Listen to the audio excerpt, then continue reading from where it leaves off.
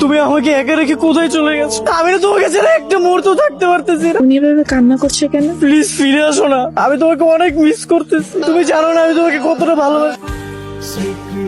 আমি তোমাকে ছাড়া থাকতে পারতেছি না, তুমি তাড়াতাড়ি ফিরে আসো। তোমাদের কি রিসেন্টলি কোনো আত্মীয় স্বজন মারা গিয়েছে? কই না তো। একটু মনে করে বলো না। 3 বছর আগে আমার নানু মারা গেছে।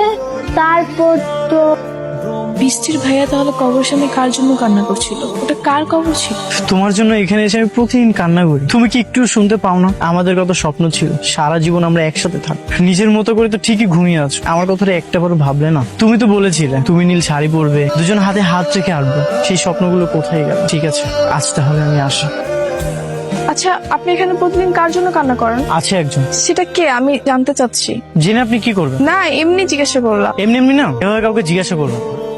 আপনি এখানে প্রতিদিন আসেন? হ্যাঁ আসি তো, কি হয়েছে? আমি কিন্তু আপনাকে প্রতিদিন দেখি। আমি কি আপনাকে দেখতে বলেছি? রাস্তা দিয়ে যাওয়ার সময় যদি কোনো মানুষ চোখের সামনে পড়ে, চোখ কি ফেরানো যায়? তাহলে চোখ বন্ধ করে হাঁটবেন।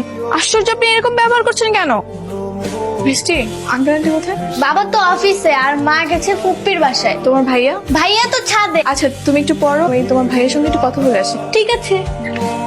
আমি কিন্তু আমার বাবাকে সবকিছু বলে দিব। আমরা আমাকে কি বলবেন? এটাই বলবো যে আপনি প্রতিদিন একটা কবরের সামনে গিয়ে কান্নাকাটি করেন। আরে সাংঘাতিক মেয়ে তো আপনি, আপনার সমস্যা কি? আমার সমস্যা এটাই যে আমি আমার মনের মধ্যে কোথাও পৌঁছে রাখতে পারি না। আমি এটাই জানতে চাই ওই কবরের মানুষটা কে ছিল, আর তার সাথে আপনার কিছু সম্পর্ক ছিল। ঠিক আছে বলবো, তবে আজ না, অন্য একদিন। Thank you. ঠিক আছে এবার যান। ঠিক আছে।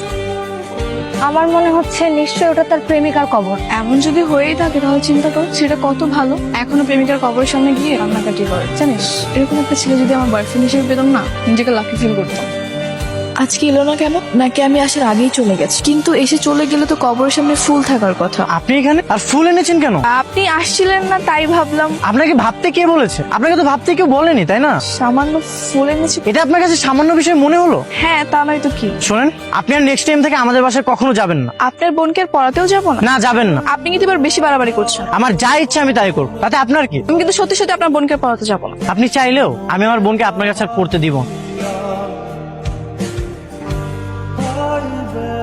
আঙ্কেল শোনেন, আমার একটা মান সম্মান আছে। কেউ যদি তাদের বাড়িতে আসতে আমাকে নিষেধ করে, সেখানে আমি দিতে পার আসিনি। তুমি একটু ধৈর্য ধরো, আমরা দেখছি তো। সরি আঙ্কেল, আমাকে মাফ করবেন। তোর সমস্যা কি? নিজে তো ছোট বোনটাকে কখনো পড়াবি না, এত ভালো একটা টিউটর নিয়ে আসলাম, তাকেও তুই তাড়িয়ে দিলি। বাবা, আমি তাড়িয়ে দিলাম কোথায়? আর চলে গেছে তো কি হয়েছে? শহরে টিউশনি করানোর ম্যাডামের অভাব আছে নাকি? হ্যাঁ, অভাব আছে। ভদ্র আর ভালো মেয়ের অভাব আছে। তোর মতো ছেলে না কখনো এই জিনিসটা বুঝবে না। আমি এত কথা বুঝি না। তুই মেয়েটাকে বের করে দিয়েছিস, যেভাবে পারিস তুই বৃষ্টির জন্য সে মেয়েকে ফিরিয়ে নিয়ে আয়। আমার মনে হয় ছেলেটার মাথায় গন্ডগোল আছে, না হলে কি কেউ এভাবে অপমান করতে